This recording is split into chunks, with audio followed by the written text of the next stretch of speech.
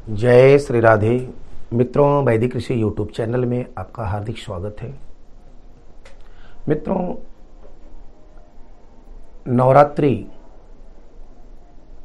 का आगमन हो रहा है और उस दिन से हमारा प्रथम नव वर्ष का प्रारंभ हो रहा है। इसलिए नव वर्ष के लिए भी आप सबको हार्दिक अभिनंदन। आप इस नव वर्ष को धूमधाम से मनाएं।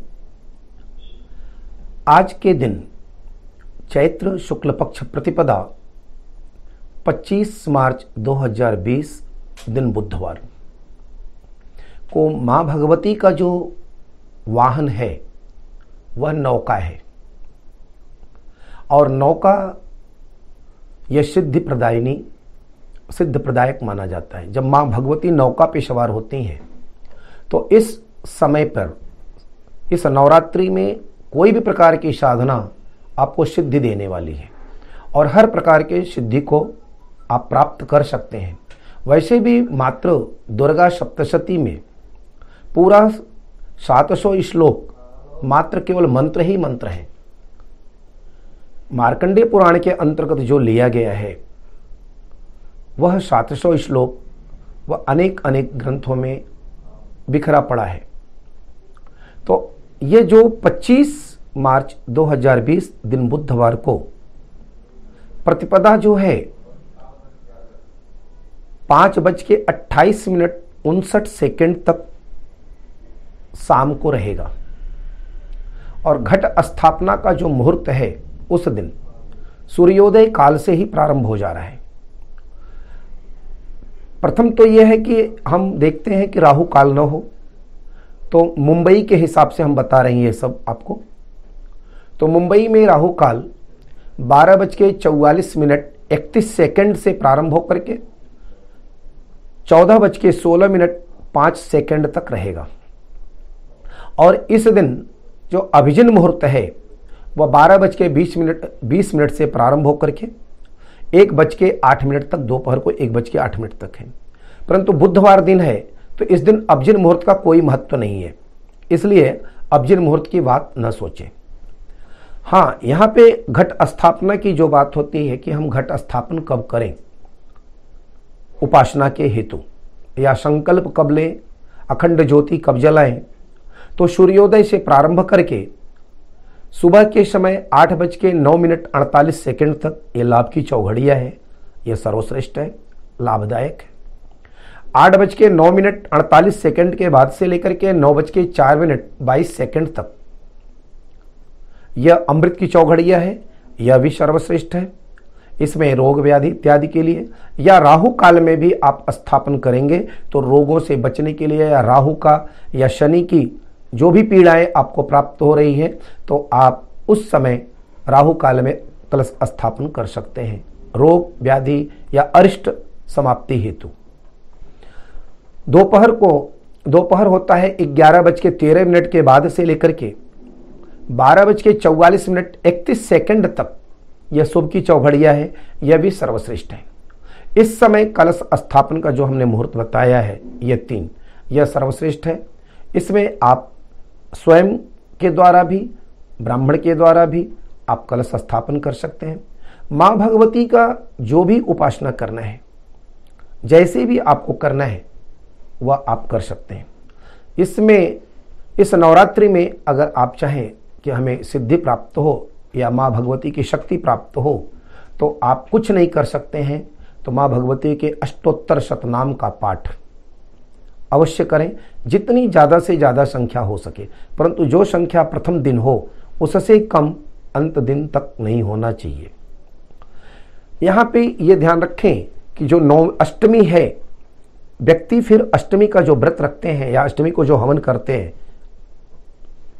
अष्टमी के दिन का हवन यह सूर्योदय से ही प्रारंभ हो जाता है और रात तक है। इसलिए कोई ऐसा नहीं है कि आप कब कर सकते हैं। तो अष्टमी 1 अप्रैल 2020 को है, दिन बुधवार। नवमी गुरुवार को है।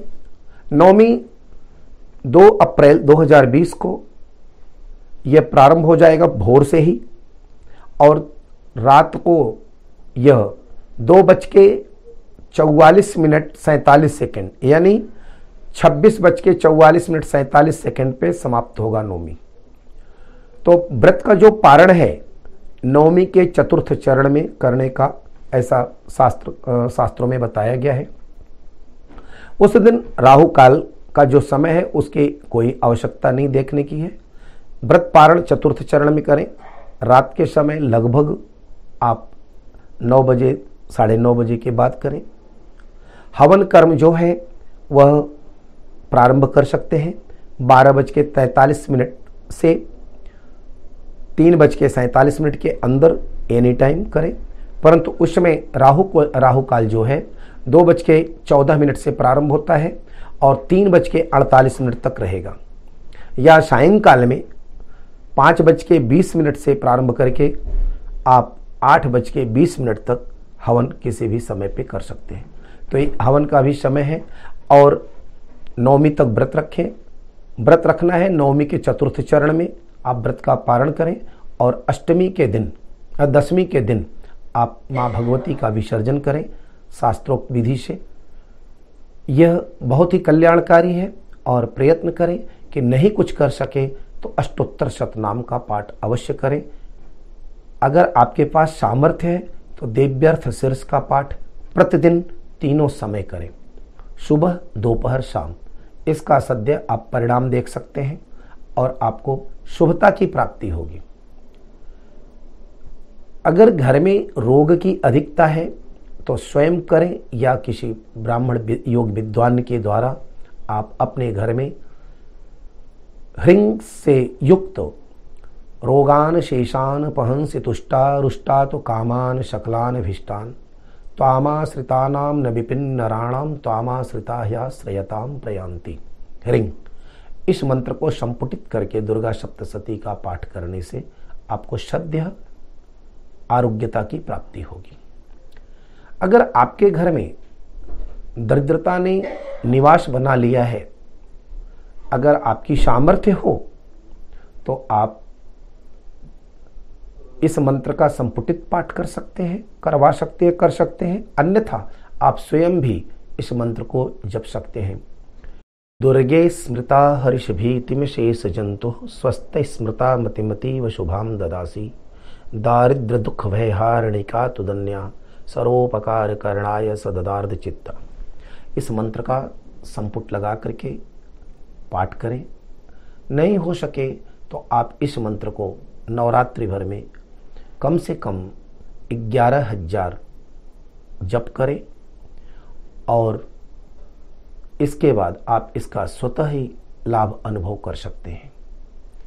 जय श्री राम।